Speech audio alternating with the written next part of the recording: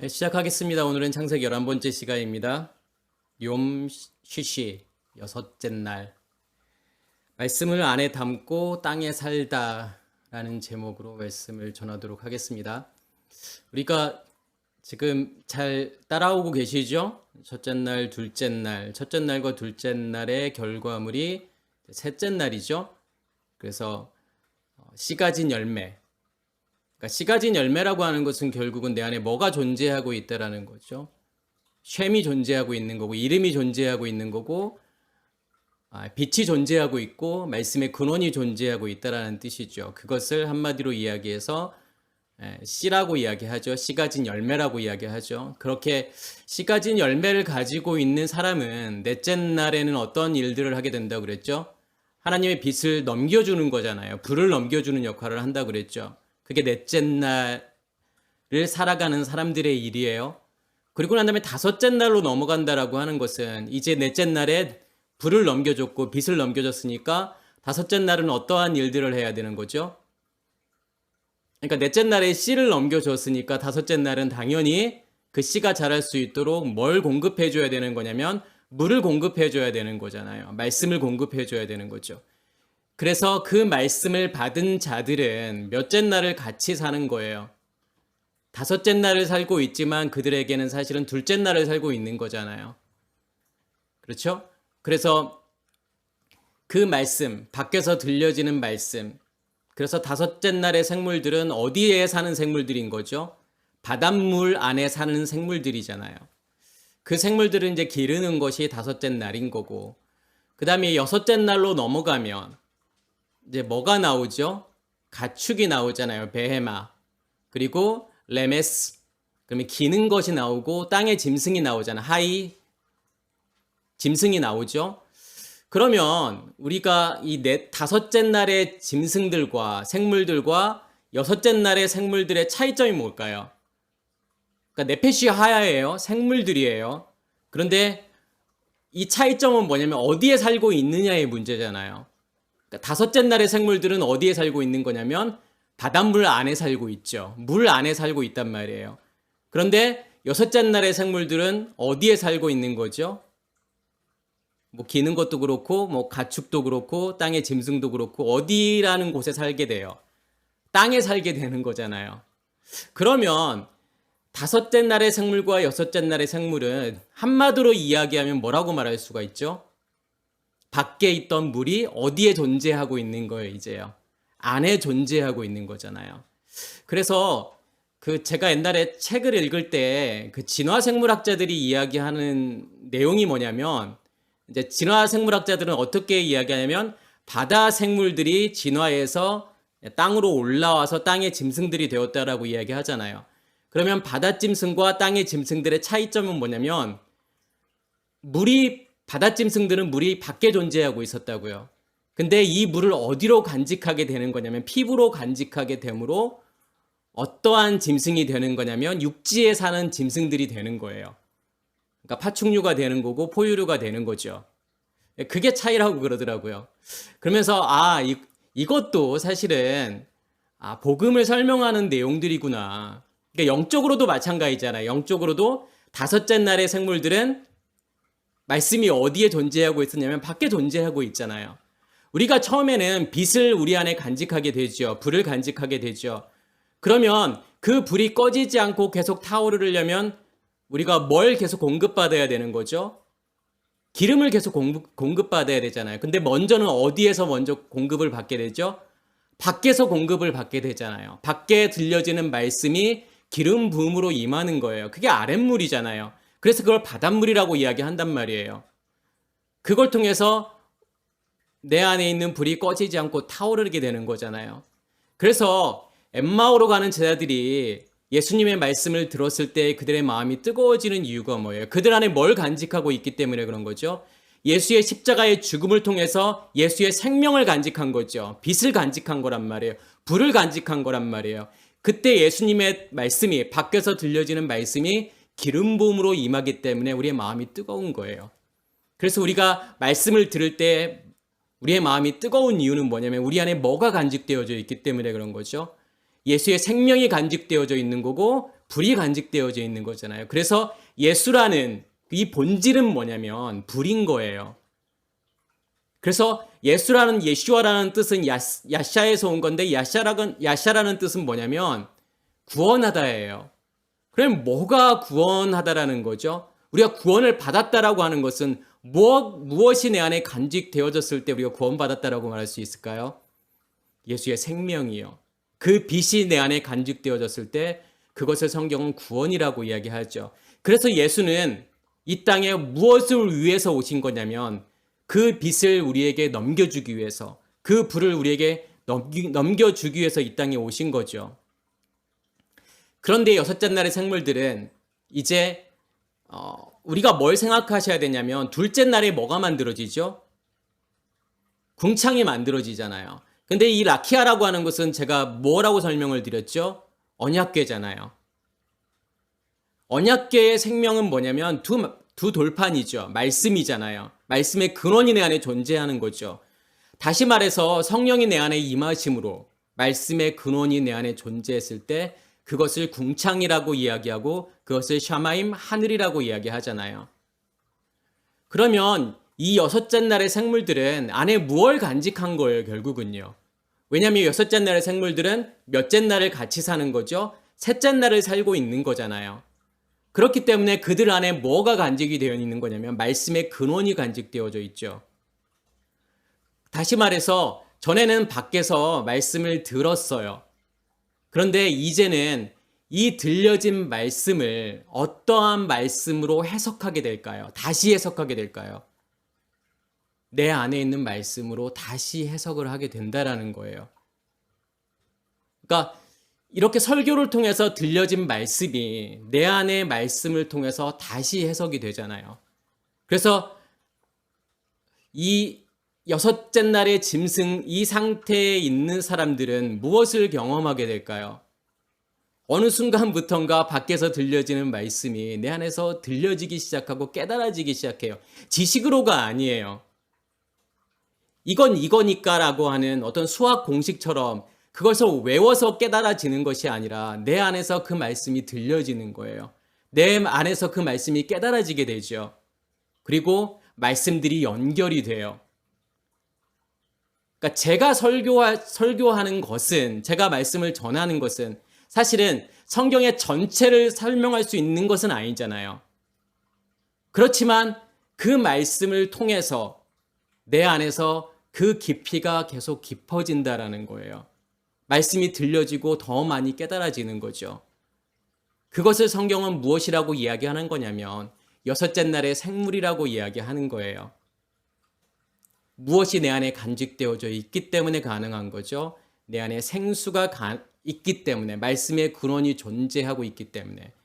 그래서 그 통로가 열려서 내가 말씀이 들려지는 거란 말이에요. 휘장이 갈라지는 거잖아요. 그러니까 성소와 지성소를 막고 있는 휘장이 갈라져서 지성소에 있는 말씀이 어디로 나오게 되는 거냐면 성소 안으로 나오게 되는 거죠. 그래서 지금 이 여섯째 날에는 24절에 보면은 어떠한 동사가 나오죠? 제가 아까 24절과 25절 내용들을 안 읽어드렸는데 24절에 보면 하나님이 이르시되 땅은 생물을 그 종류대로 내되 가축과 기는 것과 땅의 짐승을 종류대로 내라 하시니 그대로 되니라. 자, 처음에 나오는 단어가 뭐냐면 하나님께서 말씀을 하시잖아요. 그리고 야자라는 단어가 나와요. 그런데 이 야자가 뭐냐면 나아가다, 진행하다라는 거예요. 그러니까 뭐가 나아가고 진행되어지는 걸까요? 다섯째 날의 생물에서 여섯째 날의 생물로 바뀌는 거잖아요. 자, 우리가 처음에 우리의 상태를 성경은 뭐라고 이야기하죠? 창세기 1장 2절에서요. 그래서 호셰크라고 이야기하잖아요. 어두움이잖아요. 그 어두움 가운데 있던 우리에게 하나님의 빛이 비춰지게 되면, 그 빛을 우리 안에 간직하게 되면 그것을 제가 네페시 하야 생물이라고 말씀을 드렸잖아요. 그리고 이 생물이 어디 안에 존재하냐면 바닷 가운데 존재하죠. 아랫물 안에 존재했었어요. 그런데 이제 야자 진행한다. 무엇으로 지금 변화되는 거죠? 바뀌어지는 거죠. 여섯째 날의 생물로 바뀌어진다라는 거예요. 그러면서 나온 단어가 이제 베헤마라는 단어가 나오죠. 이 베헤마를 성경은 지금 무엇이라고 번역을 했냐면 가축이라고 번역을 했잖아요. 가축, 뭐 짐승 이렇게 번역이 되는 단어인데 이 베헤마가 뭘 이야기하는 걸까요? 우리가 가축 그러면 어떤 생각이 나죠? 뭐가 가축이죠? 뭐 소, 양, 염소, 뭐 낙타 이런 것들을 우리는 기르잖아요. 그러니까 원래 들짐승이었던 짐승들을 데려다가 기르면서 이게 무엇이 되는 거냐면 가축이 되는 거잖아요. 그러면 가축이라고 하는 건 뭘 이야기하는 걸까요? 복종되어지는 거잖아요. 순종되어지는 거잖아요. 길들여지는 거잖아요. 그럼 무엇에 길들여지는 걸까요? 순종되어지는 걸까요? 우리가 순종이라는 단어를 생각할 때 좀 착각하는 부분들이 있죠. 오해하는 부분들이 있어요. 우리는 무엇을 순종이라고 이야기를 하죠? 우리는 대개 하나님의 명령을 지키는 것을 순종이라고 하잖아요. 하나님이 하라고 하는 거 하고 하지 말라고 하는 거 안 하고 이렇게 하나님의 말씀을 지키는 것을 우리는 순종이라고 하지만 그게 진짜 순종일까요? 하나님께서 원하시는 순종일까요? 하나님께서 리스트를 이렇게 만들어 놓고 613가지의 리스트를 만들어 놓고 해야 될 거 하지 말아야 될 거 너희들 이거 내가 613가지 줄 테니까 이거 다 지켜야 돼. 이거 다 지켜야만이 너희가 진짜 나한테 순종되는 거야. 순종하는 거야. 지금 이렇게 말씀하시는 걸까요? 우리가 순종을 오해하는 거죠. 그렇게 하면 하나님께서 기뻐하실까요? 우리가 말씀을 지금 무엇으로 보고 있다라는 거예요. 율법으로 보고 있다라는 거잖아요. 옛 의식으로 말씀을 보니까 하나님의 말씀이 무엇으로 보여지는 거냐면 율법으로 보여진단 말이에요. 해야 될 것과 하지 말아야 될 것 이렇게 보인단 말이에요. 사실은 하나님의 말씀은 그렇게 선과 악으로 해야 될 것과 하지 말아야 될 것으로 나눌 수 있는 게 아니라는 거예요. 그냥 전체가 다 복음인 거예요. 그 복음을 보실 수 있어야 되죠. 우리도 자식들이 있는데 그 애들한테 너 이제부터 이거 리스트 다 만들어 놓고 뭐 10가지면 10가지, 20가지면 20가지 리스트를 다 만들어 놓고 이거 다 지켜. 그러면 그거 다 지키면은 진짜 애들이 부모에게 순종하는 건가요? 그게요? 부모들이 정말 원하는 게 그건가요? 그렇지 않잖아요. 그럼 부모가 원하는 건 뭐예요? 그 리스트를 만들지 않아도 그 아이가 스스로 해야 될 것을 하는 것을 원하잖아요. 부모의 뜻이 무엇인지, 부모의 마음이 무엇인지를 이해해서 그에 맞추어서 행동을 하게 되면 그게 진정한 순종이잖아요. 그러니까 하나님도 마찬가지죠. 하나님에 대한 순종은 어떠한 행위들을 하는 것, 행위를 통해서 내가 하나님께 순종하고 있다는 것을 보여주는 게 아니라는 거예요. 그럼 뭐가 순종일까요, 그러면요? 의식이 바뀌는 거예요. 옛 의식으로 살고 있던 우리가 하나님의 의식으로, 하나님의 말씀으로, 하나님의 영으로 그렇게 바뀌어지는 거예요. 그러면 그걸 통해서 내가 누구를 볼 수 있기 때문에 그래요. 그 말씀이라는 걸 통해서 말씀이 들려지고 깨달아짐으로 내가 하나님을 보고 하나님을 경험하게 되잖아요. 거기에서 의미들을 만들어내잖아요. 하나님이 누구인지, 그 하나님을 위해서 내가 무엇을 해야 되는지, 하나님의 뜻이 무엇인지를 알게 되잖아요. 이 성경이라고 하는 것이, 이 말씀이라고 하는 것이 무엇을 의미하는지를 알게 된단 말이에요. 무엇으로 보게 될 때요. 하나님의 의식으로 보게 될 때요. 우리의 옛 의식으로 볼 때는 깨달아지지 않았던 것. 그러면 진정한 순종이라고 하는 것은 무엇을 말하는 거죠? 의식이 바뀌는 거란 말이에요. 내 옛 의식이 죽는 거란 말이에요. 내 옛 의식이 죽고 하나님의 의식으로 살아가는 거, 그것을 성경은 순종이라고 하죠. 우리가 아무리 훈련을 받는다고 되는 게 아니에요. 목사님들은 그렇게 말하죠. 훈련을 받아야 됩니다. 훈련을 통해서 우리가 하나님께 진짜 순종할 수 있습니다라고 말하는데 절대로 훈련이라는 걸 통해서 우리가 하나님께 순종되어지지 않아요. 우리가 제자훈련 열심히 하고 큐티 열심히 하면 우리의 의식이 바뀔까요? 내가 하나님을 제대로 볼까요? 하나님을 제대로 경험할 수 있을까요? 이 말씀을 통해서 복음이 무엇인지를 알 수 있을까요? 그렇지 않다니까요. 그래서 우리가 훈련을 하면 할수록, 큐티를 하면 할수록 우리 안에 무엇으로 더 단단하게 굳어지는 걸까요? 율법으로 더 단단하게 굳어지죠. 선악의 지식으로 더 단단하게 굳어지잖아요. 이거 해야지. 이거 해서 하나님을 기쁘시게 해야지. 이건 절대로 하지 말아야 되지. 말씀을 보면서 우리는 그렇게 하나님의 말씀을 나누게 되잖아요. 선과 악으로 나누잖아요. 절대로 그런 훈련으로는 우리가 바뀌지 않는다라는 거죠. 무엇을 통해서 바뀌는 거예요? 무엇이 존재하고 있을 때요? 우리 안에 본질이 존재하고 있을 때요. 우리 안에 셈이 존재하고 있을 때요. 그 셈이, 그 이름이 그 예수 그리스도가 우리를 바꿔 가시는 거예요. 우리의 옛 의식을 죽이시는 거고 하나님의 의식으로 우리를 충만하게 만들어 가시는 거죠. 그게 가축이란 말이에요. 그렇게 순종되어져 가는 거죠. 근데 이 베헤마라고 하는 단어는 어원이 어떠한 말에서 온 거냐면 침묵하다라는 그 말에서 온 단어예요. 근데 이 베헤마가 침묵하다라고 하는 것은 말을 못하는 거잖아요. 그러면 이 베헤마라고 하는 것은 왜 말 못하는 짐승일까요? 이 베헤마는 지금 며칠을 살고 있는 거죠? 셋째 날을 살고 있는 거잖아요.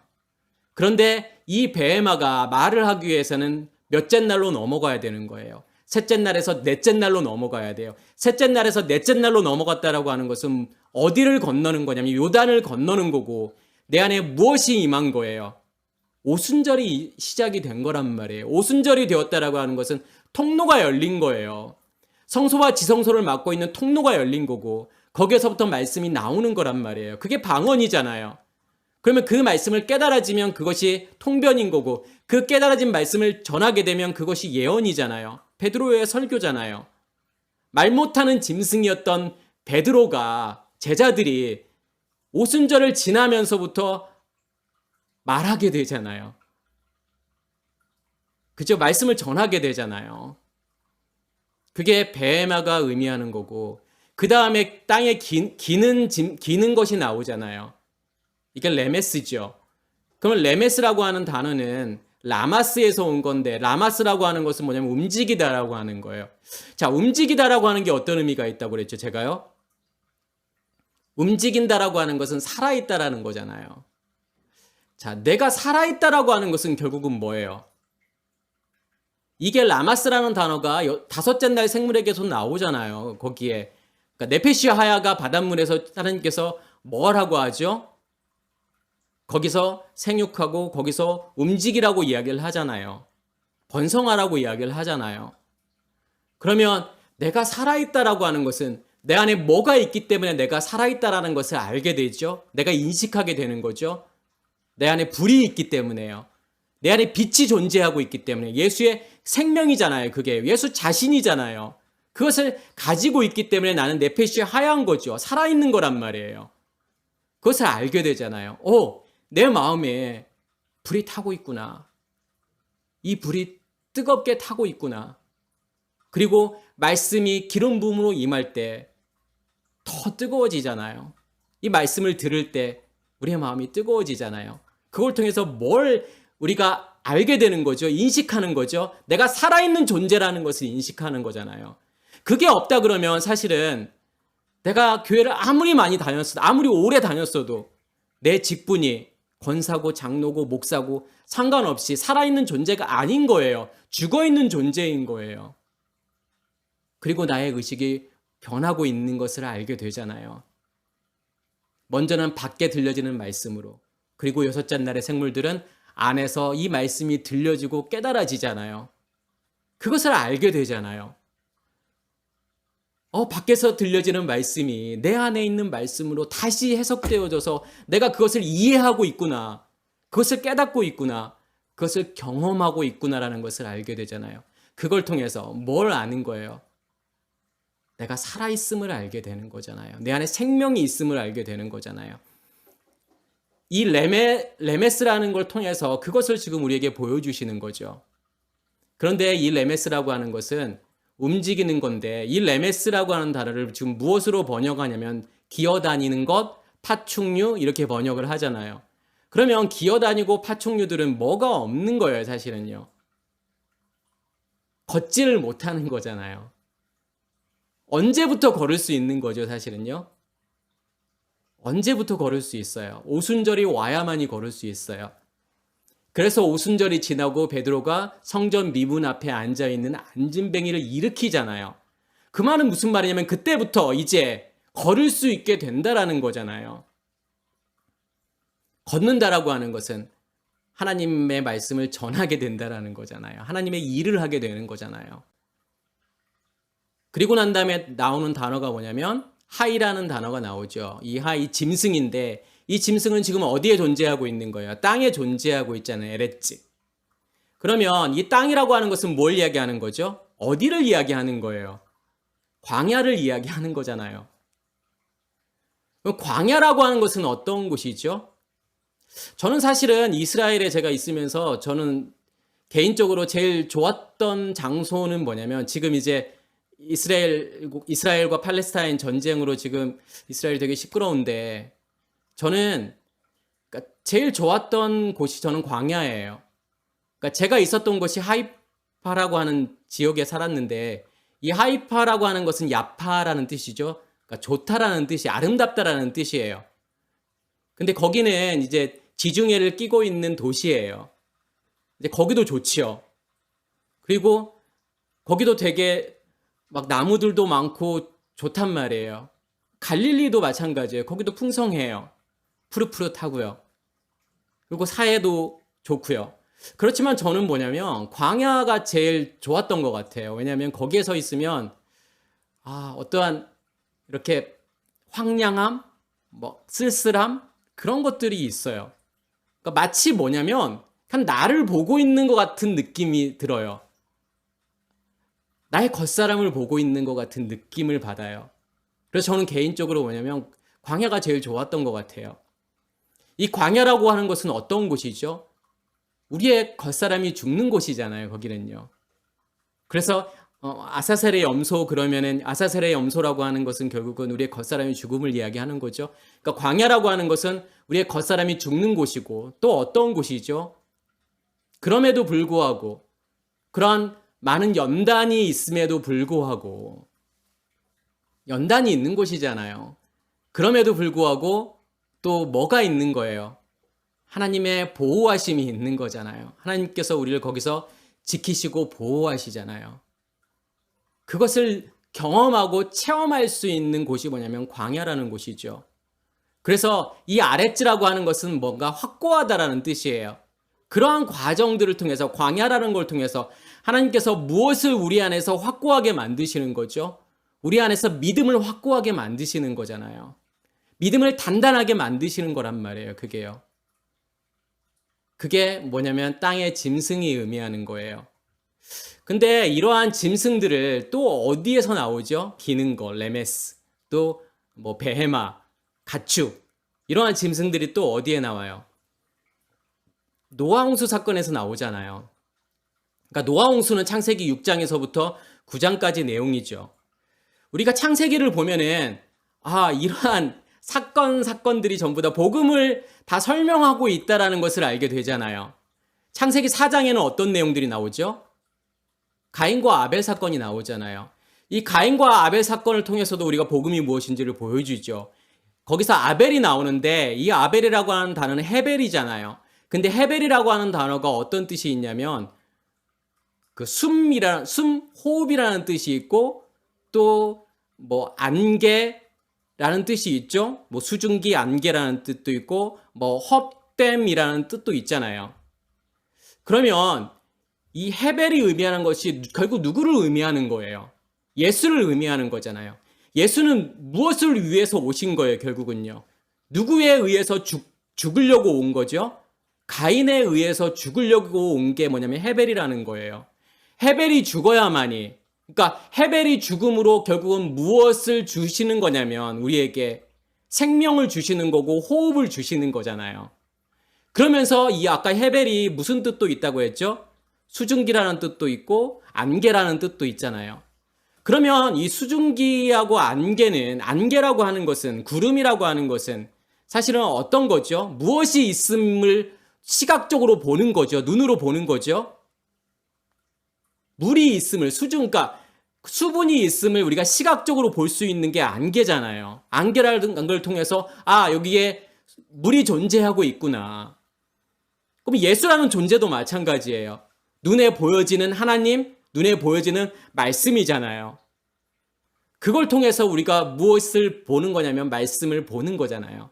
그 해배는 뭐냐면 가인에 의해서 죽어야 돼요. 어디에서요? 성전 뜰에서요. 그래서 뜰에서 죽게 되잖아요. 그리고 난 다음에 누가 오게 되냐면 셋이 오잖아요. 셋이라는 아들이요. 셰트죠. 근데 이 셰트라고 하는 단어는 뭔가를 세우다라는 뜻이에요. 결국은 누가 죽고 헤벨이 죽고 누구에 의해서 셋에 의해서 다시 세워지는 거란 말이에요. 첫 번째 농부가 죽어야 되는 거고 다른 농부에 의해서 열매를 맺게 되고 그 열매를 들을 수 있다라는 거잖아요. 그러면 그 셋에 의해서 세워지는 거고 셋이 낳은 아들이 누구죠? 에노스잖아요. 그러니까 에노스라고 하는 것은 무슨 뜻이에요? 사람이라는 뜻이잖아요. 마치 뭐와 같은 거냐면 아담하고 같은 거예요. 여섯째 날의 아담. 자카르와 네케바의 연합. 그리스도와 나의 연합되어져 있는 그 아담. 그 아담이 뭐냐면 에노시라는 거예요. 그러니까 그렇게 에노시의 상태가 되었을 때 성경은 뭐라고 이야기하냐면 그렇게 되었을 때 드디어 사람들이 여호와의 이름을 불렀더라 이렇게 말씀을 하시는 거잖아요. 그러니까 여호와라고 하는 것은 제가 어떤 뜻이 있다고 그랬죠? 그가 존재한다라는 거잖아요. 그가 어디에 존재하는 거예요? 내 안에 존재하게 되는 거잖아요. 무엇으로요? 쉐무로요. 이름이잖아요. 그 이름을 내 안에 간직함으로 여호와의 상태가 내 안에 되었을 때 성경은 그것을 여호와의 이름을 불렀다라고 이야기하는 거죠. 있으니까 부르는 거예요. 없으면 부를 수 없다니까요. 지금 복음을 설명하는 거죠. 창세기 6장에서 9장까지의 내용은 노아 홍수 사건이에요. 그리고 난 다음에 11장에 어떤 사건이 나오죠? 바벨탑 사건이 나오잖아요. 거기까지가 하나의 또 복음을 설명하는 거고 12장부터는 누가 나오죠? 아브라함이 나오잖아요. 그래서 50장 마지막까지 아브라함과 이삭과 야곱과 그 12아들이 나오는 거예요. 그걸 통해서 복음이 무엇인지를 설명하는 거죠. 당연히 지금 6장에서 9장 또 11장까지의 내용들도 지금 복음을 설명하는 거죠. 이게 왜 복음을 설명하는 거냐면 그걸 통해서 이게 뭐 베헤마가 무엇이고 그다음에 레메스가 무엇이고 그래 가축 그다음에 기는 것 이게 무엇인지 또 거기에는 이 베헤마를 무엇으로 나누게 되죠? 둘로 나누잖아요. 무엇과 무엇으로 나누죠? 거기서 정결한 짐승이라고 지금 번역이 됐지만 그 짐승이라는 단어가 베헤마예요. 가축이에요. 정결한 가축, 부정한 가축 이렇게 나누잖아요. 자, 그때는 지금 무엇이 지배하고 있는 상태이죠? 하나님께서 지금 여기서 노아를 무엇이라고 이야기를 하죠? 당대의 의인이고 완전한 자라 하나님과 동행했다라고 나오잖아요. 그러면 당대의 의인이고 완전한 자라는 것은 뭘 이야기하는 거예요? 죄가 없는 건가요? 거룩한 건가요? 깨끗한 건가요? 그렇지 않잖아요. 당대의 의인이란 말이에요. 그 시대에 어떠한 시대예요? 무엇이 지배하고 있는 시대죠? 네피림이 지배하고 있는 시대잖아요. 그것을 성경은 뭐라고 이야기하는 거냐면 호셰크라고 이야기를 하죠. 어둠이라고 이야기를 한단 말이에요. 자, 여기서 네피림이 나오는데 네피림이 의미하는 게 뭘까요? 뭐가 네피림이죠? 하나님의 아들들이 사람의 딸들의 아름다움을 보고 자식을 낳게 되었을 때 그것을 네피림이라고 이야기하잖아요. 우리가 이것을 오해하면 하나님의 아들들 그러니까 하나님을 믿는 사람들이 사람의 딸들 하나님 안 믿는 사람들과 결혼해서 이렇게 타락하고 이러한 상태를 우리는 네피림이라고 생각할 수 있지만 지금 그걸 설명하는 게 아니에요. 여기에서 하나님의 아들들로 번역했지만 하나님의 아들들이라고 하는 것은 뭐죠? 하나님의 일을 하는 존재가 아들이잖아요. 근데 지금 엘로힘을 지금 내가 무엇으로 보고 있느냐의 문제예요. 겉으로 드러나져 있는 껍데기. 그 엘로힘을 내가 전하게 되었을 때 그것을 하나님의 아들들이라고 이야기를 한단 말이에요. 그러면 사람의 딸들은요. 여기서 사람은 아담이잖아요. 그럼 아담의 정체는 뭐라고 제가 말씀을 드렸죠? 아파르잖아요. 먼지잖아요. 먼지로 하나님께서 지금 아담을 만드시잖아요. 그러면 이 먼지의 상태에 있는 걸 통해서 무엇이 만들어지는 거예요? 그것으로 굳어지는 거란 말이에요. 그 상태가 굳어지는 거죠. 그 상태로 내가 지금 누구를 보고 있는 거냐면 하나님을 인식하고 있고 하나님을 보고 있는 상태. 그게 뭐냐면 네피림이라고 하는 거예요. 율법 안에 있는 상태를 이야기하는 거죠. 그래서 이 네피림이라는 단어가 팔랄에서 온 건데 팔랄이라고 하는 것이 뭐뭐에서 떨어지다라는 뜻이에요. 떨어지다라고 하는 것은 연합되어 있지 않는 거예요. 누구와요? 하나님과 연합되어 있지 않고 하나님과 떨어져 있는 그 상태. 그것을 성경은 뭐라고 이야기하죠? 죄라고 이야기한단 말이에요. 다시 말해서 누구의 의식으로 살고 있는 거예요? 우리의 옛 의식으로 살고 있는 그 상태. 그 상태를 무엇이라고 이야기하는 거냐면 네피림이라고 이야기를 하는 거란 말이에요. 그 네피림에 있는 그 상태에 있는 노아예요. 그런데 그 노아가 의인이고 그 당대의 의인이고 완전한 자가 될 수 있는 것은 어떠한 상태가 됐기 때문에 무엇을 통해서 그렇게 됐다라고 하는 거죠? 그 말씀 바로 위에 보면은 어떤 내용들이 나와요? 노아는 하나님께 은혜를 입었더라. 이 은혜라고 하는 단어가 헨이라는 단어를 쓰는데 이 헨이라고 하는 것은 뭘 이야기하는 거죠? 첫째 날에 빛이 내 안에 비춰져서 빛과 어둠이 나눠지게 되고 그 빛을 내 안에 간직했을 때 그것을 헨이라고 이야기하는 거예요. 그게 은혜예요. 우리는 전부 다 뭐냐면 그냥 네피림으로 사는 거예요. 네피림의 상태로 살고 있는 거예요. 그러한 우리에게 무엇이 임해야 되는 거냐면 하나님의 은혜가 임해야 되는 거죠. 그러니까 우리는 전부 다 지금 어디 안에 있었어요, 원래요? 율법 안에 있었잖아요. 그럼 그러한 상태에 있을 때 우리에게 하나님의 은혜가 임하게 되잖아요. 헨이 임하게 되잖아요. 내 안에 생명을 간직하게 되는 거죠. 그렇게 되었을 때 하나님께서는 뭐라고 우리를 부르시는 거냐면 너 의로워졌어. 너 완전한 자야. 이렇게 말씀을 하시는 거잖아요. 그러면서 하나님께서 뭘 만들라고 하는 거죠? 방주를 만들라고 하는 거잖아요. 그럼 이 방주는 뭘 의미하는 거죠? 테바. 이 테바라고 하는 것은 뭘 의미하는 거예요? 거기에 뭐가 존재하지 않죠? 테바에는요? 물이 존재하지 않잖아요. 홍수가 존재하지 않잖아요. 그러면 이 테바라고 하는 것은 결국은 어디를 의미하는 거죠? 광야를 의미하는 거잖아요. 하나님께서 지금 가축들을 그리고 땅에 기는 것들을 어디로 지금 보내시는 거예요? 방주 안으로 보내시는 거잖아요. 그러면 방주라는 걸 통해서 하나님께서 뭘 하시겠다는 거죠? 거기에는 어떠한 지금 베헤마가 타고 있죠? 가축이 타고 있죠? 정결한 거, 그 다음에 정결하지 않은 거가 타고 있잖아요. 그럼 뭐가 정결한 거고 뭐가 정결하지 않은 거죠? 정결한 것은 결국은 우리의 속사람을 이야기하는 거고 부정하다라고 하는 것은 우리의 겉사람을 이야기하는 거잖아요. 그래서 레위기에서도 보면 정한 짐승과 부정한 짐승의 차이점은 뭐예요? 굽이 갈라졌느냐 갈라지지 않았느냐, 되새김질을 하느냐 못하느냐의 문제잖아요. 결국 우리가 부정하다라고 하는 것은 어떤 의미가 있는 거죠? 하나님의 말씀을 깨닫지 못하는 거잖아요. 아니 그 전에 어두움 가운데 있는 거잖아요. 빛과 어둠이 나눠지지 않은 거잖아요. 그냥 어두움 가운데 존재하고 있는 거고 하나님의 말씀이 들려지지 않는 거잖아요. 되새김질이라고 하는 것은 밖에서 말씀이 들려져서 내 안에서 그 말씀이 해석되어져야 하잖아요. 그게 되새김질이잖아요. 근데 그게 이루어지지 않는다라는 거예요. 무엇으로 존재하고 있기 때문에요. 겉사람으로 존재하고 있기 때문에요. 옛 의식으로 존재하고 있기 때문에요. 그 상태를 성경은 부정하다고 이야기하는 거죠. 그런데 이 부정한 짐승, 그러니까 우리는 정한 짐승과 부정한 짐승을 동시에 살고 있는 거란 말이에요. 낮과 밤을 동시에 살고 있는 거죠. 그런데 이 테바를 통해서 방주라는 걸 통해서 하나님께서 어떻게 만들어 가시는 거예요? 이 부정한 짐승을 정한 짐승으로 받고 가시는 거잖아요. 그렇기 때문에 방주에서 내렸을 때 그 짐승을 무엇으로 드리게 돼요? 번제로 드리게 되잖아요.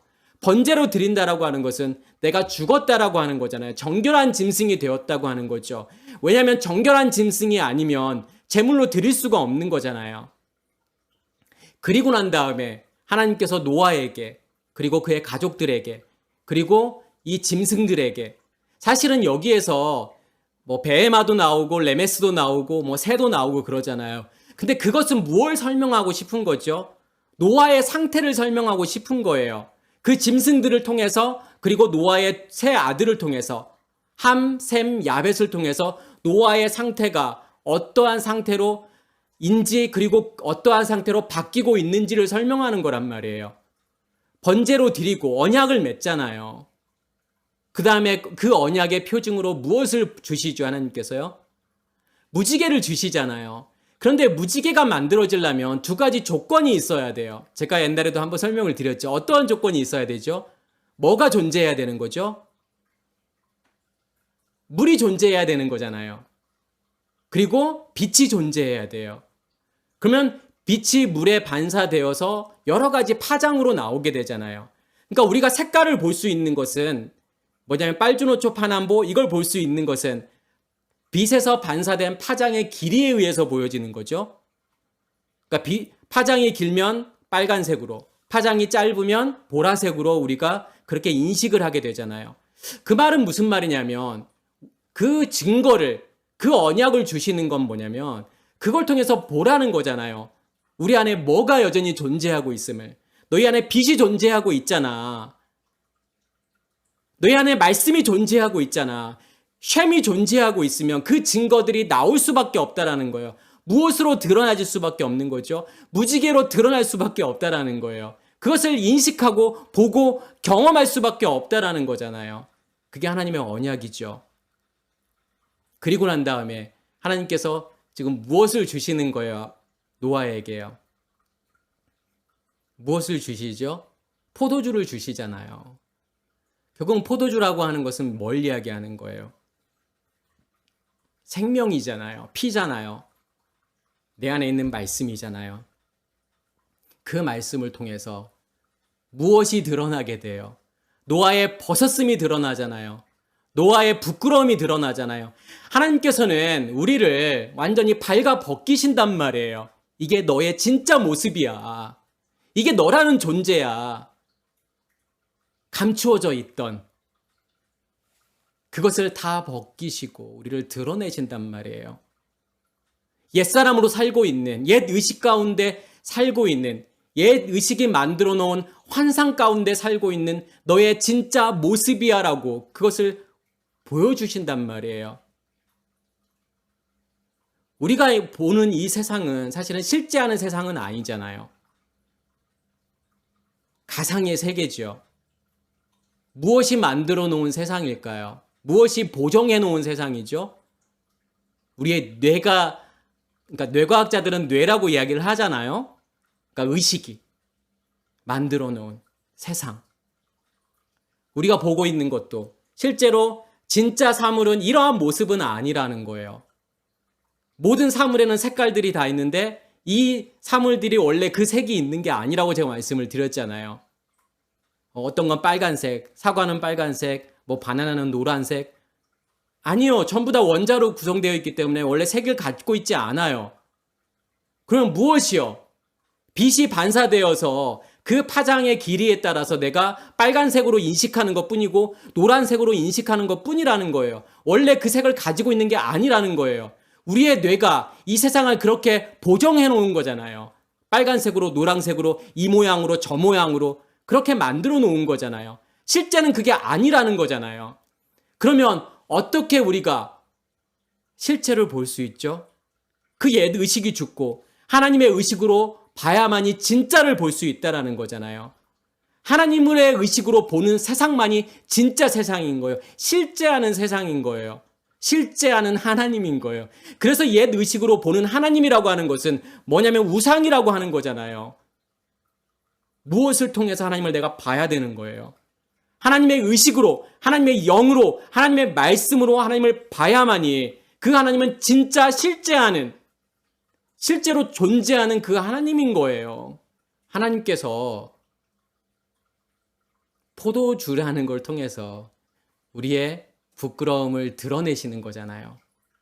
보여주시는 거죠. 이게 실제 우리의 모습이고 우리가 가지고 있는 의식이고 그걸 통해서 내가 의미를 만들어내면서 살았다라는 것을 깨닫게 해주시는 거란 말이에요. 그런데 그 부끄러움은 누구를 통해서 가려워지지 않는 거라는 거죠. 함이라는 아들을 통해서는 가려워지지 않는 거예요. 함이라고 하는 것은 뜨거움이에요. 열정이에요. 열심이에요. 무엇으로는요? 나의 열정으로, 나의 열심으로, 나의 노력으로는 절대로 그 부끄러움을 가릴 수 없다라는 거잖아요. 그러면 무엇으로 가려워져야 되는 거죠? 그래서 쉔과 야벳인 거예요. 쉔이라고 하는 것은 이름이잖아요. 이름인 것은 쉰하고 맴이잖아요. 빛하고 말씀이잖아요. 불하고 물이잖아요. 이것이 내 안에 존재하고 있을 때 그것으로 야벳은 확장이란 말이에요. 그것이 하나님의 것이 하나님의 본질이 내 안에서 확장되어져서 나를 덮어버렸을 때 부끄러움이 없는 존재가 되는 거예요. 그것이 뭐냐면 옷 입는 거란 말이에요. 하나님께서 우리를 옷 입혀 주시는 거란 말이에요. 그래서 노아라는 뜻은 노아흐라는 것은 뭐냐면 안식이라는 거예요. 휴식이에요. 노아가 진짜 안식을 얻고 휴식을 얻기 위해서는 누구를 통해서요? 쉔과 야벳을 통해서 옷을 입어야 되는 거예요. 그 부끄러움이 가려워져야 되는 거예요. 그래야 노아에게 진짜 안식이 있고 쉼이 있다라는 거죠. 그리고 난 다음에 11장으로 넘어가잖아요. 그게 같이 연결이 된다니까요. 바벨탑 사건이잖아요. 결국은 바벨탑 사건은 뭘 의미하는 거죠? 하나님께서 내가 너희들을 지면에서 흩어버릴 거야. 흩어버리다는 단어가 산산조각내다라는 거예요. 완전히 파괴해버릴 거라는 거예요. 무엇을요? 그렇게 모여져 있는 옛 의식으로 모여져 있는 그러한 옛 의식의 상태에 있는 너희들을 완전히 다 없애버릴 거야. 그 옛 의식을 완전히 다 파괴해버릴 거야. 다 부셔버릴 거야. 그런 뜻이잖아요. 그래서 이 바벨이라고 하는 단어가 지금 요한계시록에서는 무엇으로 나오는 거냐면 바벨론으로 나오잖아요.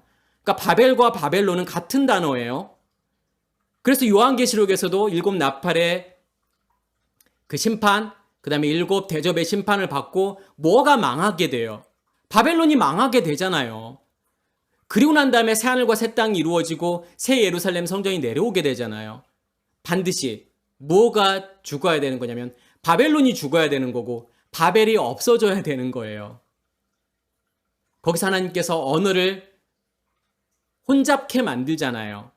그 말은 무슨 말이에요? 전에는 그렇게 율법으로 들었던 말씀들이 이제는 안 들리는 거예요. 그 말씀이요. 내가 무엇이 없어졌기 때문에요. 그 바벨이 없어졌기 때문에요. 옛 의식이 죽었기 때문에요.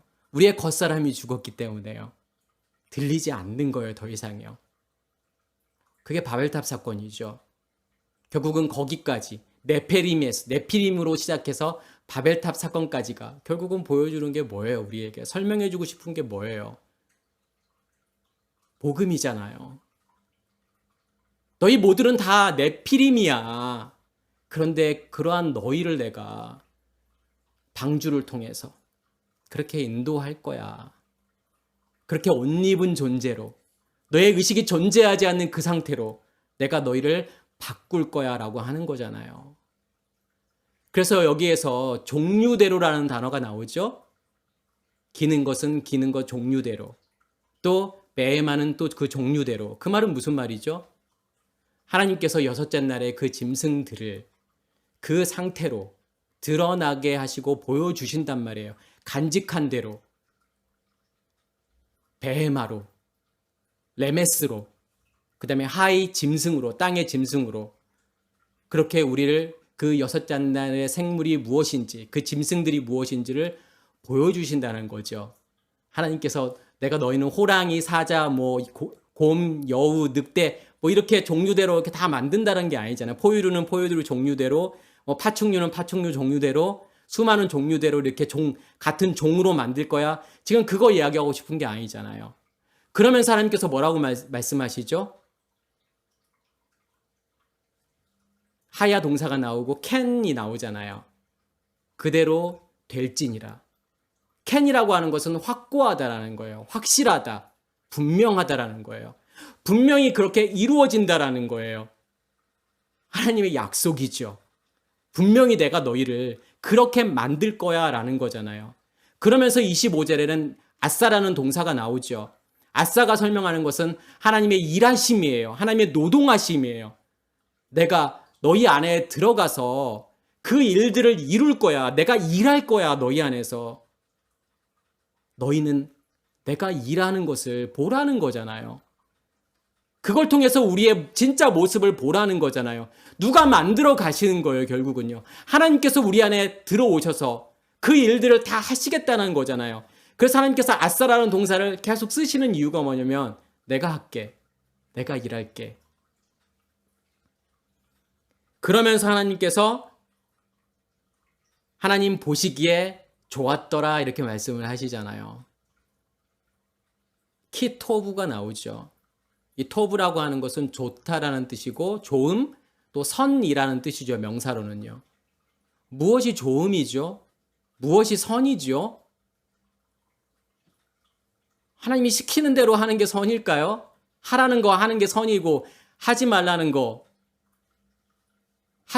것을 하게 되면 악일까요? 그게요? 하나님 입장에서는 뭐가 좋은 거예요? 무엇이 선인 거예요?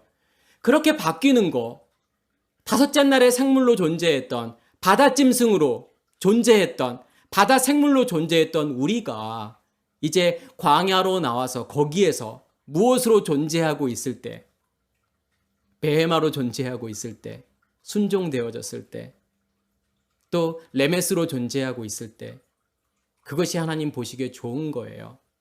우리가 믿음의 길을 가고 있는 거잖아요. 우리가 믿음의 길을 가고 있는 걸 보면서 하나님께서는 뭐라고 계속 말씀하시는 거냐면 좋았더라 이렇게 말씀을 하시는 거란 말이에요. 하나님께서 원하신 거예요. 하나님의 소원이죠.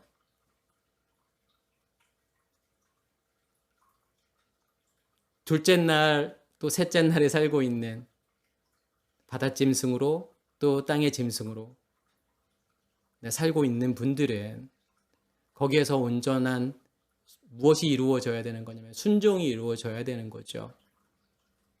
그리고 내가 살아있음을